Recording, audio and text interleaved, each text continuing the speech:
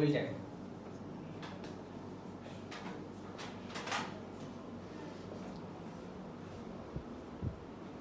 Table tag হচ্ছে সর্বপ্রথম যে জিনিসটা আমার জানা জরুরি সেটা হচ্ছে আগে একটা টেবিল দেখো তোমরা। এই যে একটা মনে করো টেবিল, এর কি কি জিনিস লাগতে পারে আমাদের। সর্বপ্রথম যে জিনিসটা লাগবে সেটা হচ্ছে কোনো একটা টেবিল ট্যাগ শুরু করতে গেলে প্রথমে আগে একটা ট্যাগ দিতে হবে, সেটা হলো টেবিল ট্যাগ। সেই ট্যাগটা হলো টেবিল বর্ডার ইকুয়াল 1, এটা সবসময় দিতে হবে। দিয়ে dot dot dot table tag শেষ করতে হবে শেষে দিয়ে। এলো টেবিল ট্যাগ। একটা টেবিল যখন তুমি লিখতে যাবা তখন অবশ্যই তোমাকে টেবিল বর্ডার 1 এটা লিখতে হবে, আর টেবিলে যা যা আছে সবগুলোই এলিমেন্টের মধ্যে লিখতে হবে। আর টেবিল ট্যাগটা পরে যে কি করবা শেষ করে দিবা। এখন টেবিলের মধ্যে যে জিনিসগুলো আছে সেগুলো কি কি আছে বা কি কি লাগবে আমার। সর্বপ্রথম যে জিনিসটা লাগবে সেটা হচ্ছে এই যে প্রত্যেক লাইন শুরু করতে গেলে প্রত্যেকটা লাইন, এই যে একটা লাইন না, তাই তো, একটা সারি যারা বলি আমরা, এই সারিটা লিখতে গেলে এই সারি লেখার আগে অবশ্যই এখানে কি দিতে হবে, সারি শুরু করতে গেলে টি আর লিখতে হবে, তার মানে টেবিল রো।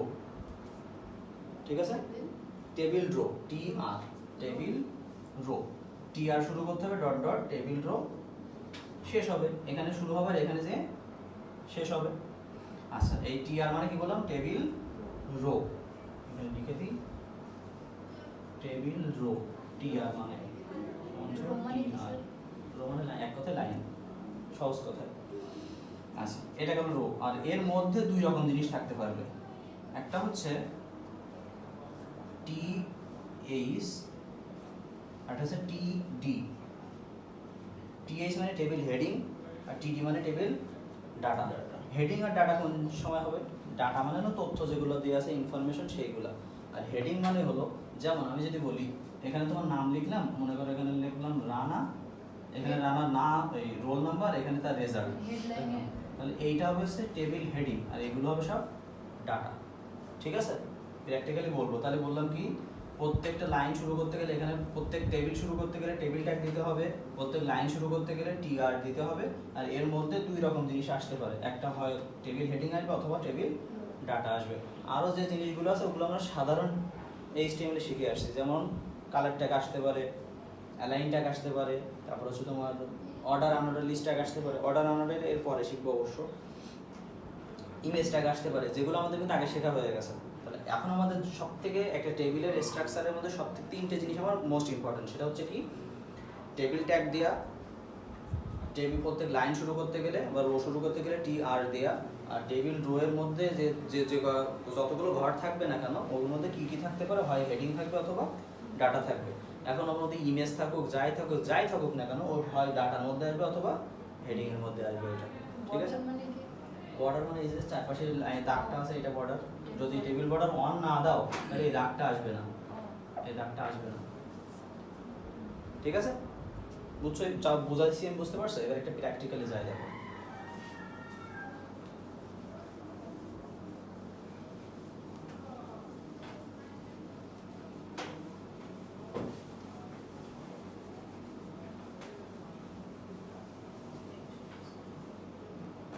একটা টেবিল রাখি,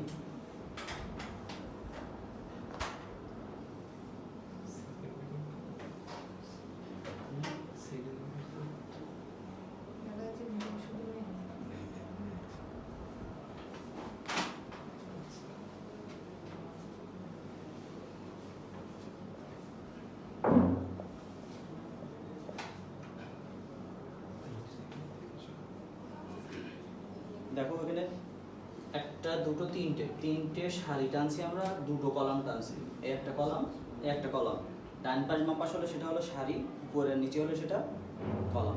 ঠিক আছে, খেয়াল করো, তাহলে একটা টেবিল না, এর একটা টেবিল, কিন্তু আমাদের নর্মাল যে HTML আমরা লিখি সেটা কিন্তু না, বডি ট্যাগের মধ্যে যেটা লিখি এটা অবশ্য বডি ট্যাগের মধ্যে পড়বে। যে এটা মূলত একটা টেবিলের বক্স হলো আমার, এই একটা পেজ, ওয়েবসাইটের পেজ হলো এই, তার মধ্যে হচ্ছে টেবিল ট্যাগটা দেওয়া থাকবে।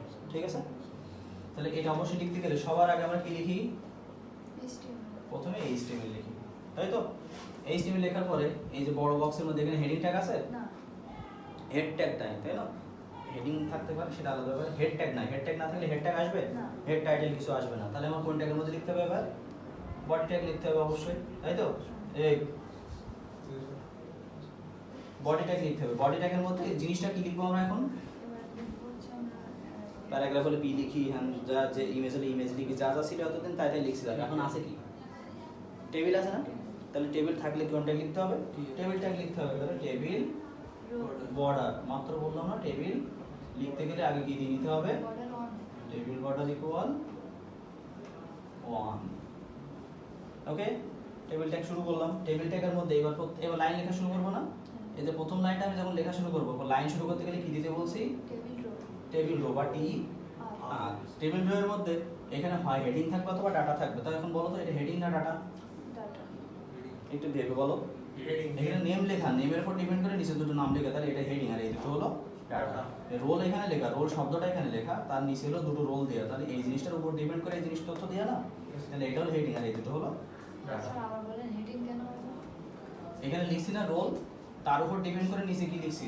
দুটো রোল নাম্বার লিখছি না, তাহলে যেহেতু এই শব্দটার উপর ডিপেন্ড করে এখানে রোল, যদি এখানে রেজাল্ট লিখতাম তাহলে এখানে রেজাল্ট লিখতে হতো। তাহলে এই জিনিসটার উপর যেহেতু আমাদের এই দুটো তথ্য ডিপেন্ড করে লিখতে হয়েছে, এজন্য এটা হলো হেডিং আর বাকি দুটো হলো ডাটা। এদের প্রধান হতে হ্যাঁ, এইখানে যে জিনিসের নাম লেখা থাকবে সেই জিনিসগুলো নিচে নিচে দেওয়া থাকবে, তাই ওটা হচ্ছে হেডিং। তাহলে টিএইচ লিখবো। এটা কি টিএইচ না টিডি? তাহলে টিএইচ। তাহলে টেবিল রো এর মধ্যে প্রথম যে ঘরটা আছে ওইটার মধ্যে লেখা আছে টেবিল হেডিং লেখা আছে, তাই টিএইচ লিখলাম। টিএইচ এর মধ্যে লেখাটা কি? নেম, তাই সেই লেখাটা লিখলাম নেম। তারপর টেবিল হেডিংটা শেষ হয়ে গেল না? প্রথম হেডিংটা শেষ না আমার? তাহলে হেডিংটা শেষ, আবার আরেকটা কি? আবার একটা হেডিং, তাহলে আবার একটা টেবিল হেডিং। টেবিল হেডিং লিখলাম, এবার লেখাটা কি? রোল। তারপর টেবিল হেডিংটা কি করব? ক্লোজ করে দিব। টেবিল রো ক্লোজ হয়ে যাবে না? এবারে এই লোড রো এখান থেকে শুরু হয়েছে, এখানে যে শেষ হয়েছে, এবার রো শেষ হবে, এই রো শেষ। আর এই পাশে টেবিল রো দেবেন না?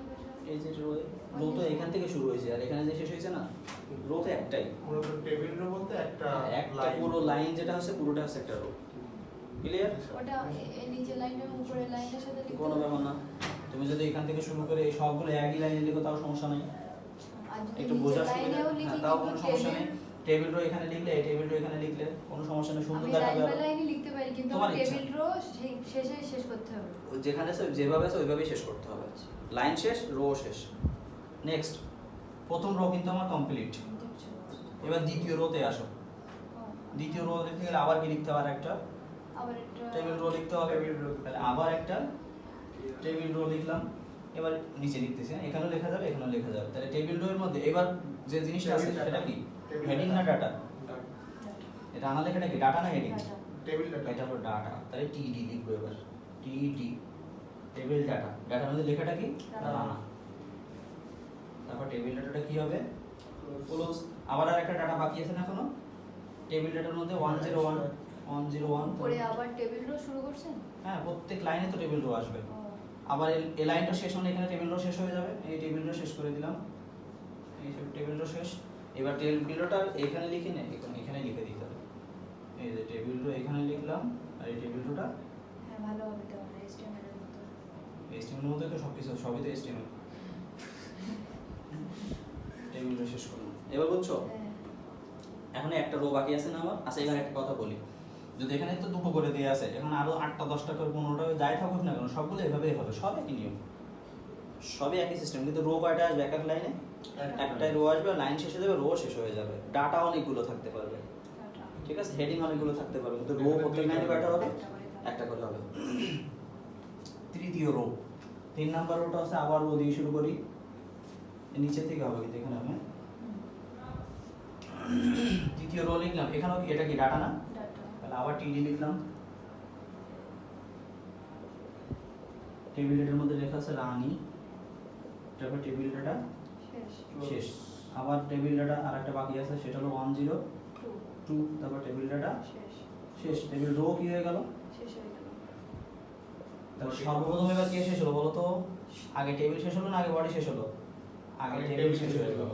তাহলে এই যে টেবিলটা শুরু করছিলাম এটা শেষ করে দিতে হবে। এখানে শুধু টেবিল লিখতে হয়, টেবিল, তারপর বডি ট্যাগ শেষ, তারপর HTML শেষ। শেষ। আশা করি বুঝছো। কারো প্রশ্ন, সমস্যা? কারো সমস্যা আছে? কারো এরকমই পারবে। না, আরো শিখতে হবে। আরও কিছু বাকি আছে, অর্ডার আছে, আনঅর্ডার আছে, ওর মধ্যে অ্যালাইন থাকতে পারে, ইমেজ ট্যাগ থাকতে পারে, মানে ও শুধু নিয়ম একই, কিন্তু এর মধ্যে তথ্যগুলো চেঞ্জ হবে, ডাটাগুলো চেঞ্জ হবে, আর লেখার ধরনটা চেঞ্জ হবে, এই আর কিছু না। অ্যাট্রিবিউট যাবে বলে আমরা, অ্যাট্রিবিউট চেঞ্জ হবে। আচ্ছা, এটা বুঝছো? নেক্সট আরেকটা প্র্যাকটিস করি আমরা, দেখো।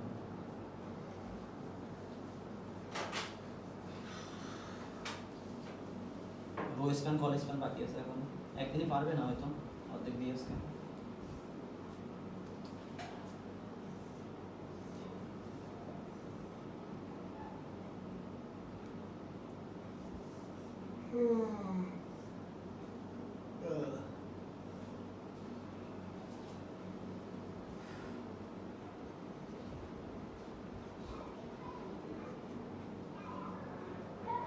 তিনটা দিয়েছেন?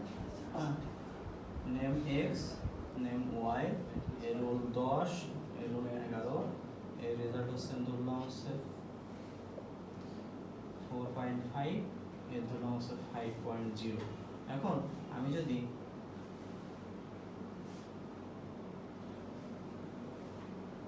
সেখানে থাক, এখানে চেঞ্জ করি, 2 টু দ্য পাওয়ার 2 লিখলাম। তো এখানে এই নিয়মটা মনে আছে? সাবস্ক্রিপ্ট। সাবস্ক্রিপ্ট না সুপারস্ক্রিপ্ট? Super superscript. তাহলে এই ট্যাগের মধ্যে যখন টেবিল ডাটাটা তুমি লিখবা, টেবিল ডাটার মধ্যে আবার সুপারস্ক্রিপ্ট ট্যাগটা কি হয়ে যাবে, শুধু আগে সব নিয়ম একই। বুঝছো? তোমরা লেখা শুরু করো, আমি আরেকটা এটা আগে বুঝে নাও, শুধু চেঞ্জ হবে কোথায় কোথায় দেখো, সবই কিন্তু একই আছে, টেবিল রো, টেবিলের নিয়মও ঠিক আছে, রোলও ঠিক আছে, শুধু আরেকটা জিনিস কি হবে এখন, একটা অ্যাড হবে, তখন আরেকটা টেবিল হেডিং লিখে কি লিখবা, তখন শুধু রেজাল্ট লিখবা, তারপর এখানেও একটা করে বাড়বে, এখানে একটা করে বাড়বে, শুধু এটা যখন লিখবা তখন যে একটা কি হবে, সুপারস্ক্রিপ্ট ট্যাগ আসবে। তাহলে লেখা শুরু করো, এটা শেষ করে ফেলো দ্রুত, এটা শেষ করে ফেলো, শেষ করো, পজ করে দাও ভিডিও। এখন দেখি হচ্ছে টেবিল ট্যাগের রো স্প্যান আর কল স্প্যান। রো স্প্যান আর কল স্প্যান বিষয়টা আগে বোঝো। রো স্প্যান মানে হচ্ছে আমাদের যে টেবিল ট্যাগ থাকে না, টেবিল, এই মনে করো এই টেবিল, এখন এই এখান থেকে একটা দাগ দেওয়া থাকলো, তাহলে এই যে টেবিলটা মনে করো এক্স, এটা পি, এটা কিউ, এটা এন, এটা মনে করো জেড। এই যে এক্স এর ঘরটা দেখো, খেয়াল করো, এই যে ঘরটা, এই ঘরটা দেখো ভাগ হয়ে গেছে এখান দিয়ে, এই যে ঘরের যে ডান পাশে যে দাগটা, এখান থেকে ভাগ হয়ে গেছে না, এই যে বাম পাশ আর ডান পাশে, মানে ডান পাশ বাম পাশ থেকে যদি কেটে যায় কোনো কিছু, তাহলে সেটা হচ্ছে রো স্প্যান। আর যদি উপরের নিচে থেকে কোনো কিছু কাটে, যেমন আমি ধরি তোমার হচ্ছে আরে কাটলে রো স্প্যান, আর লম্বা কাটলে, হ্যাঁ, যদি ডান পাশ বাম পাশ কাটে তাহলে রো স্প্যান, যদি উপর নিচে কাটে তাহলে কল স্প্যান। এটা মনে করো হচ্ছে দেখো, তাহলে ধরলাম ডান পাশ বাম পাশ যদি কাটে, তাহলে ওই ঘরটা যখন লিখবে তখন সেখানে কি লিখতে হবে, রো স্প্যান দিতে হবে, আর যখন উপরে নিচে কাটবে তখন এই ঘরগুলোতে কি দিতে হবে, কল স্প্যান দিতে হবে। এটা বোঝার জন্য তোমাদের একটা শর্টকাট বলে দিই আমি, কালার মালা নিয়ে যাবে, আর এটাতে কিছু নাই।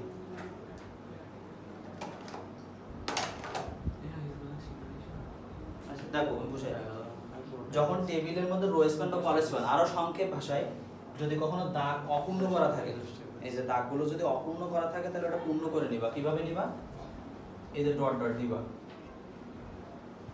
তোমার প্রশ্নে এই ডট ডট দিয়ে দিবা, এই কথা না, যেখানে যেখানে ডট ডট দিবা। ডট ডট দেওয়ার পরে যে যে ঘরে ডট ডট পড়তেছে, ওই ঘরটা যখন ডাটা বা হেডিং যাই লেখো না কেন, ওই জায়গাতে রো স্প্যান বা কল স্প্যান লিখবা, ওই টেবিল ডাটার ওপেনিং এর মধ্যে। আমি প্র্যাকটিক্যালি যাচ্ছি, এইটারই প্র্যাকটিক্যাল উত্তর লিখে দেখো। যদি ডট ডট দেওয়া না থাকে, সবার আমাকে দিয়ে নিতে হবে, ডট ডট দেওয়া থাকবে না। এই টেবিলটা লিখতে গেলে সবার আগে কি লিখবো আমরা, এই টেবিলটা লিখতে গেলে HTML লিখতে হবে, তারপর বডি লিখতে হবে, তারপর কারণ হেড নাই, হ্যাঁ টেবিল বর্ডার, তাই তো, অন ইকুয়াল অন, অন। এবার কি টেবিল রো, এবার table row। তাই তো, তাহলে TR, টেবিলের মধ্যে প্রথম যে জিনিসটা আমি লিখবো সেটা কি, হেডিং না ডাটা? ডাটা। এখানে কোনোভাবে কি কোনো কিছু হেডিং না। আছে? না। তাহলে সবগুলো ডাটা ধরে নিব, তাহলে টেবিল ডাটা লিখবো। কিন্তু টেবিল ডাটা যে আমি লিখতেছি, ওই ঘরটা আমার তার ডান পাশের ঘরের সাথে ভাগ আছে, দুটো খণ্ডে ভাগ হয়ে গেছে, তাই না? এই ডট ডট দিয়ে দুটো খণ্ডে ভাগ হয়ে গেছে, যখনই আর ভাগ হয়ে যাবে তখন আর এখানে এটা শেষ করা যাবে না, এর মধ্যেই ওই রো স্প্যান বা কল স্প্যান লিখে দিতে হবে। তাই বললাম কি, বাম পাশ ডান পাশ কাটলে কি হবে, রো স্প্যান, তাহলে রো স্প্যান এখানে লিখতে হবে। রো স্প্যান কয়টা ভাগে ভাগ হয়েছে এটা? একটা দুটো ঘরে ভাগ হয়েছে, তাহলে এখানে রো স্প্যান ইকুয়াল টু, তারপরে যে এটা শেষ করতে হবে। ঠিক আছে? না না, এই ডট ডট কি আমার দেওয়া লাগবে? ডট ডট আমি প্রশ্নে দিয়ে নেব, মার্ক করে নেব। কোথায় কোথায় দেবো? যেখানে যে দাগগুলো অপূর্ণ করা থাকে ওইগুলো, যে দাগগুলো অপূর্ণ করা থাকে ওইগুলো পূর্ণ করে নেব ডট ডট দিয়ে। তাহলে তো আমার এই এতেও দেওয়া লাগবে। কিভাবে? এই যে কোন নিচে- দাগটা পূর্ণ করবো ওই জায়গায় বলো আমার। এই যে পি কিউ তার নিচে যে জেড ও দাগ দেওয়া আছে, তাহলে এই দাগ দেয়া আছে, এই পর্যন্ত তাহলে পূর্ণ করা। এই এখানে পাশে খালি এ- জায়গায় আমি ডট ডট কেন দেবো? ওখানে না, এই পাশে এ, এদিকে কোথা থেকে দেবো? পূর্ণ করা কোনো দাগ খালি আছে জায়গায়, অপূর্ণ আছে কোনো দাগ? না এই পাশে এতে কোন জায়গায় কোন ঘরটার থেকে আসবে আমাকে এরকম কিছু করে দেবো। আমি নিজে থেকে কোনো কিছু দিতে পারবো না তো। কোনো কিছু দেয়া থাকবে অর্ধেক, বাকিটুকু আমি পূর্ণ করতে পারবো। এই যে এখান থেকে এই পর্যন্ত দেয়া ছিল, তাই বাকিটুকু পূর্ণ করছি। ও ঠিক আছে? ওকে, দেন তাহলে রো স্প্যান 2 লিখলাম। এবার টেবিল ডেটার মধ্যে লেখাটা কি ছিল? X। x, সেই লেখাটা x লিখে দিলাম। তারপর কি শেষ হবে? টেবিল টেবিল ডাটা শেষ হবে। তারপর টেবিল ডাটাটা ক্লোজ হয়ে গেল। তারপর এখনো ডাটা বাকি আছে না? একটা জিনিস মনে রাখবা, এই বড় ঘরটার সাথে শুধু উপরেরটা যাবে, এটার জন্য সম্পূর্ণ আলাদা হবে। প্রত্যেক ঘরের একটা করে লাইন যাবে, মানে একটা রো যখন আমি নিব একটা করে নিবে, শুধু এইটা নিবে আর এটা নিবে, আর এটা সম্পূর্ণ আলাদা পড়ে থাকবে। মানে এটার জন্য সম্পূর্ণ আলাদা একটা রো নিতে হবে আমাকে, আলাদা টেবিল রো। সম্পূর্ণ আলাদা একটা রো নিতে হবে। তাহলে টেবিল ডাটা শেষ করলাম, তাহলে এবার কোনটা আসবে? এটা আসবে। তাহলে আবার একটা টেবিল ডাটা দেবো না? কিন্তু ওই ঘরে তো ডট ডট পড়তেছে, তাই না? কিন্তু ওটা উপরে নিচে থেকে পড়তেছে না, তাহলে রো না call? Call span. Call span table ডাটার মধ্যে কল স্প্যান ইকুয়াল, ওটাও দুটো খণ্ডে ভাগ হয়েছে। কল স্প্যান 2 লেখাটা কি? পি, তারপর টেবিল ডাটাটা কি হয়ে গেল? ওই রোটাও শেষ হয়ে গেছে না আমার, তাই টেবিল রোটাও কি হয়ে যাবে? ক্লোজ। নেক্সট রো কোনটা? কিউ এইটা। তাহলে আবার একটা টেবিল রো নিতে হবে, ওটা একটা টেবিল ডাটা, কিন্তু ওখানে ডট ডট পড়ছে, দেখো তো ভালো করে। ওখানে ডট ডট পড়তেছে না, তাহলে ওখানে কল স্প্যান ইকুয়াল 2। বুঝছো? নেক্সট ওর মধ্যে লেখাটা কি? কিউ, তারপর টেবিল ডাটাটা কি হবে? শেষ। তারপর টেবিল রো কি হবে? শেষ। শেষ। একটা জিনিসের জন্য আমার একটা রো নিতে হয়েছে আবার। নেক্সট লাস্টের রো, আবার একটা রো। এই এ এর ঘর লিখবো এবার। তাহলে এটা কি ডাটা না হেডিং? Data data. তাহলে আবার টেবিল ডাটার মধ্যে লেখাটা কি? এখানে কি ভাগ আছে কোনো ডট ডটের আছে? তাহলে রো স্প্যান কল স্প্যান আসবে না, তাহলে টেবিল ডাটাটা কি হবে? শেষ শেষ। আবার একটা টেবিল ডাটা, জেড এখানে কোনো কিছু নাই, তাহলে জেড টেবিল ডাটা শেষ। আবার একটা টেবিল ডাটা, ও তারপর ও টেবিল ডাটা শেষ শেষ। এই রোটাও শেষ হয়ে গেল। তারপর টেবিল শেষ, বডি শেষ, HTML শেষ। হ্যাঁ। তাহলে এইগুলো তোমরা আগামী দিনে একটু প্র্যাকটিস করে আসবে বাসায়, তোমাদের বই থেকে কিছু কিছু। ঠিক আছে?